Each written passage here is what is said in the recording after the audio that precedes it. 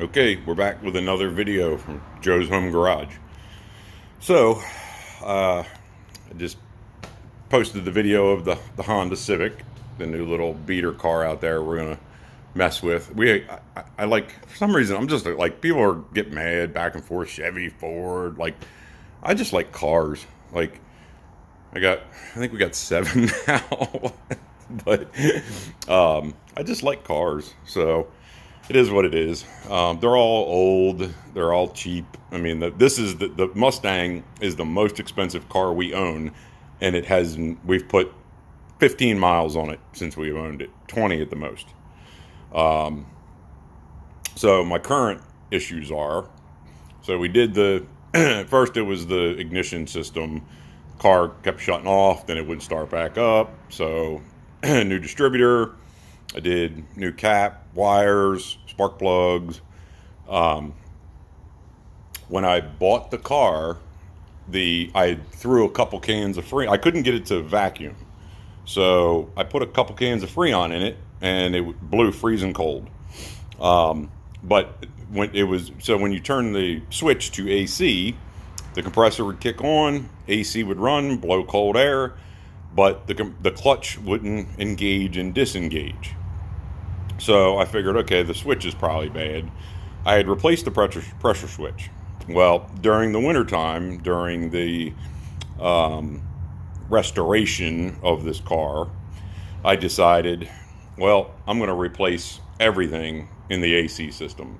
A new compressor, condenser, because the condenser was junk, all new lines, dryer, and I made sure that I don't know, the condenser or evaporator inside was free. Like, I blew air through it to make sure it was clear.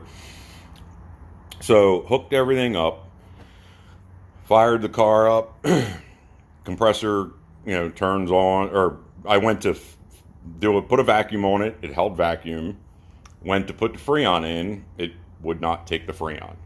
So jumped the switch to get the compressor to kick on. Still wouldn't take the Freon. So I figured that out. I had the gauges messed up backwards and stuff, but so I ended up getting it to put Freon in the system. My plan was to just take it. I have to take it for an alignment. So I was going to have the shop just vacuum it down, whatever, pull out whatever oil's in it, put fresh oil, like make sure it's got the correct amount of oil, exact amount of Freon, while they're doing the alignment. But we took it for a ride, went maybe 5 miles up the road, stopped at a grocery store, left the grocery store, drove to the drugstore, got out of the drugstore, went in, came out, started the car back up. Immediately, pow! This top line blew off, and Freon went everywhere. So I came home and tried to go through the whole thing again. The line blew off again. So I come to find out, I guess I just didn't have it tight enough. Like, I had really forced the hell out of it to get it seated properly. So filled the system back up again, and I actually got it to take Freon through the vacuum gauge, through the gauges and everything. Well, as I'm standing there with it running, I'm still not getting, the clutch will only engage when the switch is jumped. I couldn't figure out why. And then all of a sudden it blew the Freon out of this relief valve. So I kind of was at a loss. So I started going back, checking all the wiring, and since I have a parts car, it makes it a little bit easier. So this plug that goes here, originally they had, I guess, one wire's a ground. The other wire they had running over here, up through the front of the car, over to the battery or whatever. So it was like directly turned on. So as soon as you turn there was no, it was like basically bypassing the pressure switch.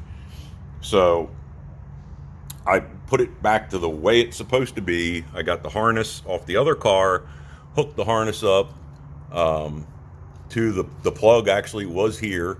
I double checked the wiring, make sure it was grounded. It's not a fuse, but it's got some like little, not a die, I don't know what it is, a little link thing in there. And that's why I got all these wires torn back apart, because I've been chasing all the wires to make sure that the wires ran from the harness over to the pressure switch and then to the relay. And it seems like I got all the wires correct, hooked up to the pressure switch. I have the double checked all the wires, actually took this relay off the other car, wired that up. It still will not kick the clutch on unless I jump the pressure switch. And like I said, it keeps blowing the line. So the one thing that like a buddy of mine had said is most likely there's a clog somewhere in the orifice tube or something. So I'm going to have to pull this all back apart, like blow the lines out. I actually ordered a new line just in case the orifice tube is totally messed up or something. I mean, it's all brand new, but somehow maybe there was something left in the system somewhere. And then also I got on LMR's website and was looking around and found out that the switch, and I don't know what's what without opening everything up, but the relay, they listed for 87, like a relay from like 87 to 92, and then a different relay from or 87 to 90, and then from 90 to 93 is a different relay. So the relay that I installed this is an 88. The relay is off the 92. Should it matter? No. Maybe the wires are mixed up. But I ordered the correct relay, and the one that was on here wasn't the relay off of the car anyway. It was like some other junk, and it was hacked in there. But if anybody has any kind of idea what could possibly be going on, let me know. But I just had to walk away from the car for a little while and do something else. Trying to get some stuff done around the house before it gets way too hot out, and try to get the pool open.